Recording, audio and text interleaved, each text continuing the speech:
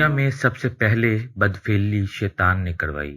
وہ حضرت لوط علیہ السلام کی قوم میں خوبصورت لڑکے کی شکل میں آیا۔ ان لوگوں کو اپنی جانب مائل کیا کہ گندا کام کروانے میں کامیاب ہو گیا۔ لوگ اس برے کام کے عادی ہو گئے، اس طرح کہ وہ عورتوں کو چھوڑ کر مردوں سے اپنی خواہش پوری کرنے لگے۔ حضرت لوط علیہ السلام نے ان لوگوں کو اس برے کام سے منع کرتے ہوئے جو فرمایا وہ قرآن کریم میں ہے۔ پارہ نمبر 8 سورہ اعراف آیت نمبر 80-81۔ کیا وہ بے حیائی کرتے ہو جو تم سے پہلے جہاں میں کسی نے نہ کی؟ تم تو اپنے مردوں کی شہوت سے جاتے ہو عورتیں چھوڑ کر، بلکہ تم لوگ حد سے گزر گئے۔ حضرت لوط علیہ السلام کی قوم نے یہ سن کر ان کا کہنا سننے کی بجائے جو جواب دیا اس کا ذکر بھی قرآن کریم میں ہے۔ پارہ نمبر 8 سورہ اعراف آیت نمبر 82۔ اور اس کی قوم کا کچھ جواب نہ تھا مگر یہی کہنا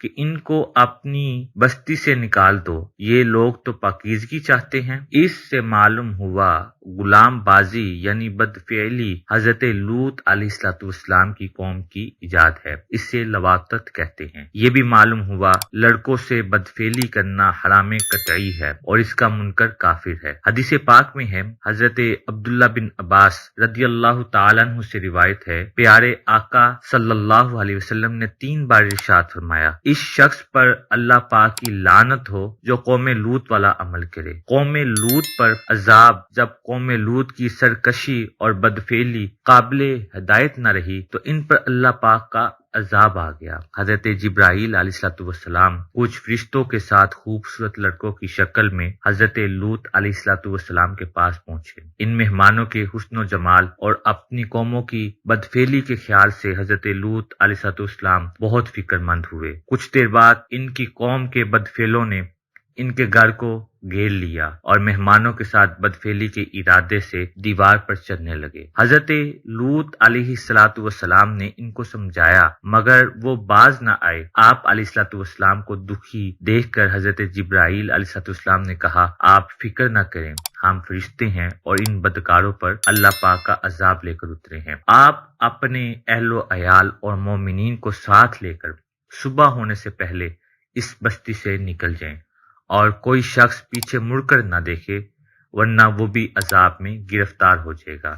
چنانچہ حضرت لوط علیہ السلام نے ایسا ہی کیا۔ پھر جب حضرت جبرائیل علیہ السلام نے اس شہر کو 5 بستیوں کو اپنے پروں پر اٹھا کر آسمان کی طرف بلند ہوئے اور ان بستیوں کو زمین پر الٹ دیا، پھر ان پر پتھروں کا مینہ برسا اور ان کی لاشوں کے پرخچے اڑ گئے۔ جب یہ شہر الٹ پلٹ ہو رہا تھا تو حضرت لوط علیہ السلام کی ایک بیوی وائلہ جو منافقہ تھی، قوم کے بدکاروں سے محبت رکھتی تھی، اس نے پیچھے مڑ کر دیکھا اور کہا، ہائے رے میری قوم۔ اس پر اللہ پاک کے عذاب کا پتھر گرا اور وہ بھی ہلاک ہو گئی۔ بدکار قوم پر برسائے جانے والے ہر پتھر پر اس شخص کا نام لکھا تھا جو اس پتھر سے ہلاک ہوا۔ اللہ پاک کی بارگاہ میں سب سے ناپسندیدہ گناہ۔ حضرت سلیمان علیہ السلام نے ایک مرتبہ شیطان سے پوچھا، اللہ پاک کو سب سے بڑھ کر کون سا گناہ ناپسند ہے؟ ابلیس بولا، جب مرد سے بدفعلی کرے اور عورت سے خواہش پوری کرے۔ تفسیر روح البیان میں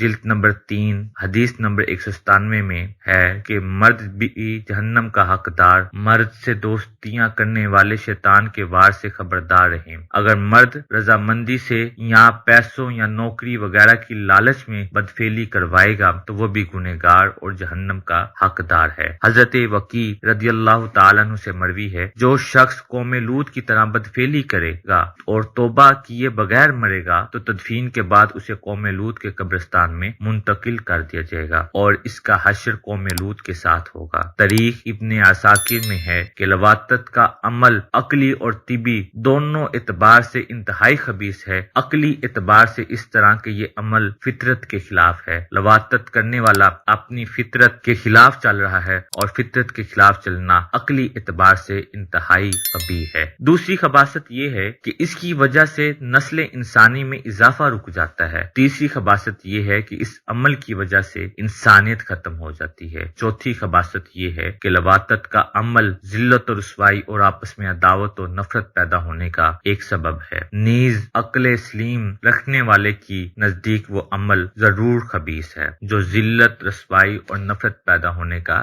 سبب بنے۔ یہ بدکاری تمام جرموں سے بڑا جرم ہے۔ اس جرم کی وجہ سے قوم لوط پر عذاب آیا جو دوسرے عذاب پانے والی قوموں پر نہ آیا۔